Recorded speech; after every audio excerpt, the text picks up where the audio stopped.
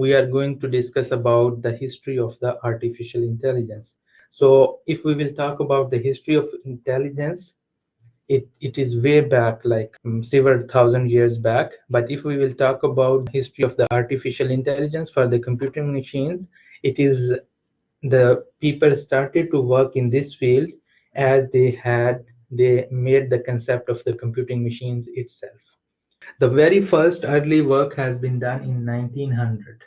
Okay, and like 1900 to 1930, that work is being considered as the early work for the artificial intelligence. And in this work, most of the theoretical work was done. Theoretical mean like people propose some ideas, but they did not test it, those ideas. They just given the ideas in their research publications are in there, mathematically they try to present these artificial intelligence techniques. So who were the main representatives or researchers at that time? Which those are George, Alfred, uh, Bertrand. So these are the three main contributors in 1900 era in the field of artificial intelligence. And what they propose, those are actually include the Boolean algebra and Principia of Mathematica. So Boolean algebra, it is about like zeros and ones, and get, or get, no, and not get, and these things, and operation, not operation, and these operations. And these actually Boolean algebra is the base of the computing machines. If you remember, the very first computing machines, they were based on these Boolean algebra things, and they were based on the different gate operations.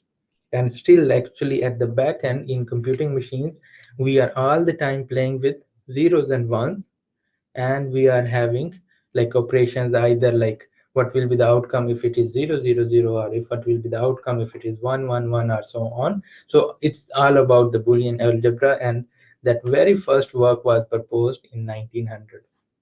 Principia Mathematica, that is another like sort of mathematical things which were actually used to mathematically solve the different things, algebraic things. Principia Mathematica was an attempt to describe a set of axioms and inference rules in symbolic logic form, which all mathematical truth could in principle be proven. So they try to propose a set of axioms or variables, and they try to apply some logical formulas or logical combinations between those variables or axioms in mathematical way, and they try to prove it true based on the defined rules. But there was no concept of computing machines at that time, and there was no concept of digital things that those were implemented, but they were doing mathematically on papers, like they were just giving the ideas. However, like, and they said like those whatever they propose, they can be true and that can be proved mathematically by using those formulas. However, in 1931, Gödel's completeness theorem proved definitively that PM could never achieve this lofty goal. So in PM, they said like they can prove everything true based on a set of axioms or set of mathematical formulas or these things. But in 1931, another researcher said no, it is not possible by using the PM. Okay, the second stage of artificial intelligence was in 1930 era, like 1930 to 1950, you can say, or 1960s. So in this era, most of the work, not purely implementation related to implementation, but the things that were proposed in this era further one step to the development of the computing machines. So at that time, the most important or most famous researchers were Alan Turing. Alan Turing proposed the theory of automata or theory of computation, and based on his theory of automata, the first computing machine was built. Okay, and another was Shannon and Jhon von Neumann. And if you remember, like in computer organization, you already covered already heard the name of Jhon von Neumann. So what were their main contribution in 1930 era by these three researchers? First one, theory of computation. As I said, it is also known as Turing machines, and which is the base of building the computing machine. Then Turing test to distinguish machines from human, and information theory applications of Boolean algebra. If you remember, like in the last first era, in 1900, Boolean algebra concept was used, but no, it was proposed, but no, in this era, they started to have the applications of the Boolean algebra, not the Boolean algebra itself.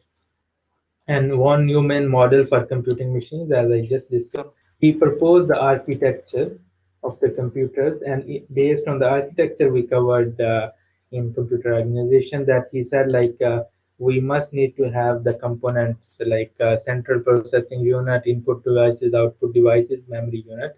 So this architecture, which we still follows until now, is actually proposed or given the idea by this man, and based on that we used to have a link with the computer organization.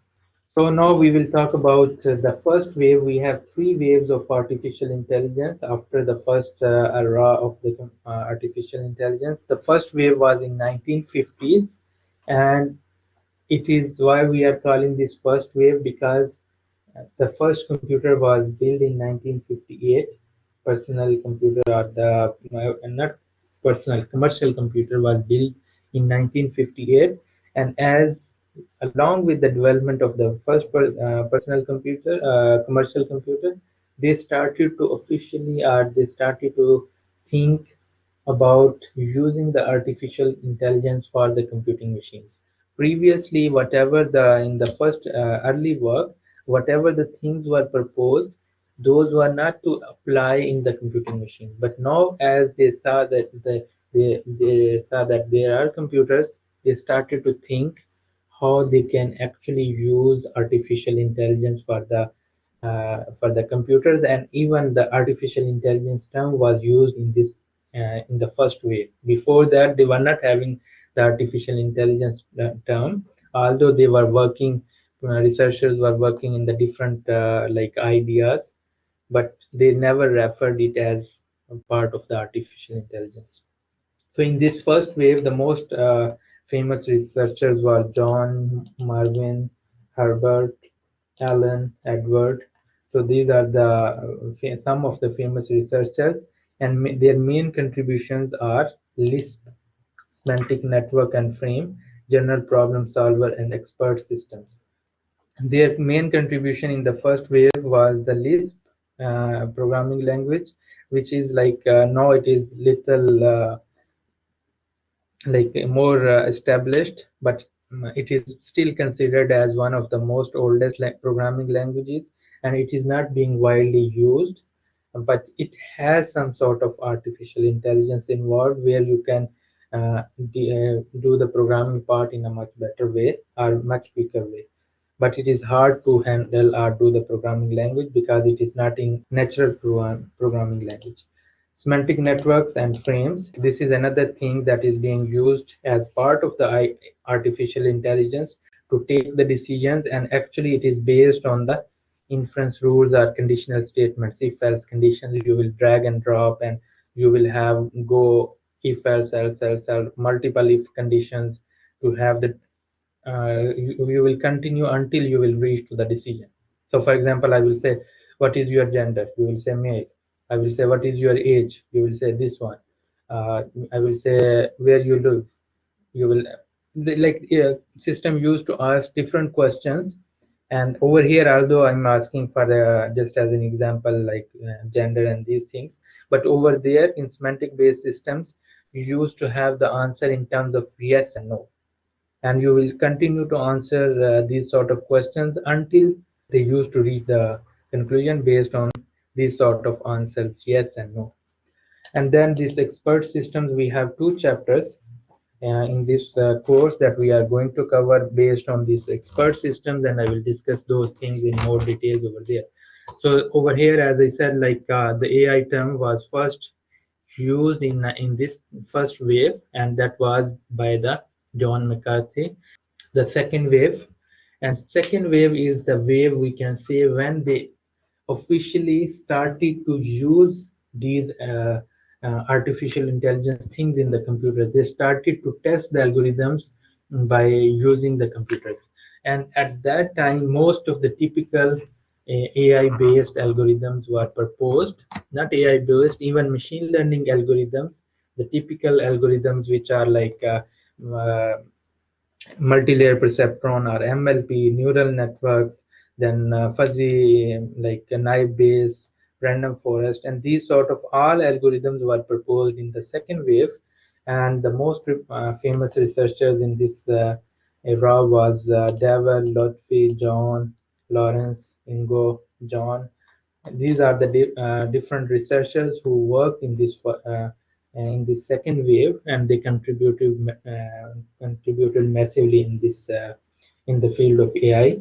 And their main contributions are learning of MLP or multi-layer perceptron, fuzzy logic, genetic algorithms, evolutionary programming, evolution strategy, genetic programming. So these are the different techniques, or even we can say different class machine learning or AI based algorithms which we are using for the computers. And we can say these are soft computing.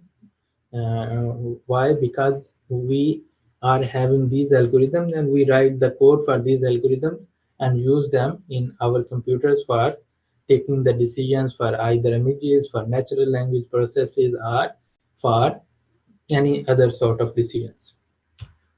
The third wave, that is we can say like in after 2000, in 2000 to 2015, we can consider it as a third wave.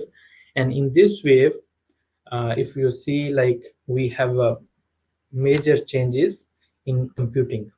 We started to have the mobile phones, we started to have laptops, we used to have advanced computing machines which has like tons of graphical processing units. We have tons of processing units, like tons of gigabytes, I'm saying. So in rams were we used to have a lot of ram memory.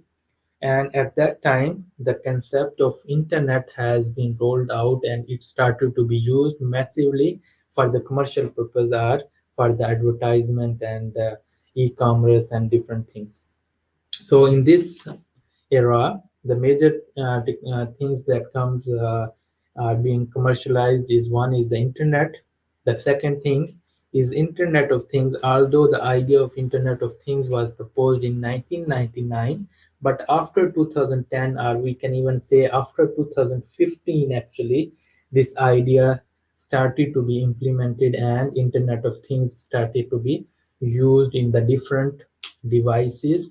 And what is the Internet of Things? The simplest definition of Internet of Things is that the devices can communicate with each other. Previously, we used to have the computing machines and we used to operate them to do some work. Like we have laptop, we have mobile phone, we have desktop, we have other computing machines, and we are the one who are operating them, and we are using those computing machines to do some task or to do some work. While now in Internet of Things terminology, the devices will communicate with each other and they will be acting based on the other devices. In whatever the information they will receive from the other devices, they will act or they will take decisions based on that without the involvement of the human being. The main like contribution of Internet of Things. Just like you know the term driverless cars. In the driverless cars, that is actually going to be the main contribution by the AI. In AI, either using the machine learning, using image processing, using other stuff of AI. And over there, how we are going, like how the cars will move automatically and how they will avoid the hurdles, how they will be aware that there is a car in front of them, what is the speed of that car, what is the speed of the cars which are coming behind them, on the right side, left side. All these things will be monitored by the devices or the sensors connected with the vehicles, and those sensors are cameras as well as devices. They will capture the information from the environment, as well as they will be communicating with the other cars which are ahead of them or back of them or right, left. And after getting all these informations, they are going to apply the AIs and AI, and then those cars will be taking the decision by their own. So that is like one example of using Internet of Things for the driverless cars. Another term is cloud computing. uh, Internet of Things is like, I can say, like quite new, and a lot of work is going to be done in next 20-30 years, while cloud computing, it is like relatively old as compared to Internet of Things. Cloud computing term came in 2005-6 when they started to have commercially available devices for which were available for renting for the other people, and they can use them by getting it on renting. So the concept of cloud computing is that you can get the computing resources on rent, and you can use them as you want, and you can destroy them after their usage, and you are not going to pay for these resources even when you are done. So for example, if you want to use the resources for one day, might be very high resources with 10,000 cores of GPUs and 512 gigabytes of RAM and something like this. You want to use it for one day only, you will pay only for one day. That will be, might be like $50, and that's it. When you are done with the processing and you got your results, you can destroy that machine, and you don't need to pay after that. While if you will actually buy that machine, you might need to spend $10,000 to have these resources, and after the usage, that machine might be useless for you. So why you need to go and buy the machine? Why you only need to have these resources for one day? It's just like you are visiting for one day to US, one day or 1 week, and you will say, oh, I'm going there in US only for 1 week, and I will buy the house there to live for 1 week. No one will do it. Or for example, you will say, oh, I will buy the car. Why you need to buy the car while you are going to use it only for 7 days? Of course, you will rent it, or you will stay in the hotel, and or you will hire a driver to have the car, and for 7 days, might be you will pay only for 1,000, 2,000 real, and that's it. So this is the difference in terms of cloud computing, that over here you don't need to pay you don't need to buy the computational resources. You will rent them as per your need, and then you can even add more and more resources if your needs are increasing, or you can remove those computational resources if you don't need them, and you don't need to pay if you are not using those resources. The next term is big data, and that is also part of the third wave of AI. And in big data, as I said, in Internet of Things, the devices will communicate with each other, and they are going to collect a lot of data. Just as an example, right now we have total computing devices around 10 billion, and it is saying that until 2025, like in next 5 years, you are going to have another 30 billion devices. Imagine, you have only 10 billion devices so far, and you are going to have another 30 billion devices, and those devices are going to be Internet of Things based. Like every small electronic device or anything that you have, it will be connected with like several Internet of Things. Just like in car, you are going to have several devices for the driverless car. Or even now, if you see the cars which are being made by the Tesla, I was watching a video where they open the engine of the, not engine, actually motor of the Tesla electric car, and inside that they were having very complex circuits. Like even our laptop does not use to have that much circuits, electronic circuits, which are actually computers. So it was having like three different I can say computing machines which were working only to control the motor, electric motor of the Tesla vehicle. So imagine like how many Internet of Things devices you are going to have it, and then of course from those devices you are going to collect a lot of data. For example, if you will collect from one device after every minute some data, and when you will store it, you like how much data you are going to be. Of course you are not able to store forever on within that device. You will send it to somewhere. Where you can send, the best solution is you will send it to the cloud servers. And cloud servers, when they will receive data, that huge amount of data, not only from one device, might be from hundreds of thousands of devices or millions of devices, the data will be extremely huge, and that term is known as big data. And from that huge data, even we as a human being, we cannot go and see every record to take some decisions, to get useful information from that data. So what we will do at that time, from that huge data that we are already actually extracting from different devices, are and in future we are going to have that data like exponentially very high. What we will do, we will apply machine learning algorithms, we will apply artificial intelligence, and then we will extract some useful information, and we will use those useful information to improve the device or to improve the work productivity. So that's why we are saying like all these things, from internet to internet of things, cloud computing, big data, they are interlinked. And then we have the term deep learning in third wave, as it is mentioned in the slide. That is again another term, although it is old, proposed in 1999 or 2006. First it was 1999, and then they started to use it in 2006. But until 2015, this term did not got popularity, because for deep learning we required high devices are highly computational power machines in order to use the deep learning algorithms to extract the information and to take the decision. But if you see after 2010, the computational power started to increase. We started to have the GPUs, and that's why people started to adopt deep learning methods or algorithms for the machine learning or for the AI. So in future, again, as I said, like big data, cloud computing, Internet of Things, and deep learning. These are the four things which are going to play an important role, and all these things will come under the umbrella of AI to get effective information or have the effective use of the devices.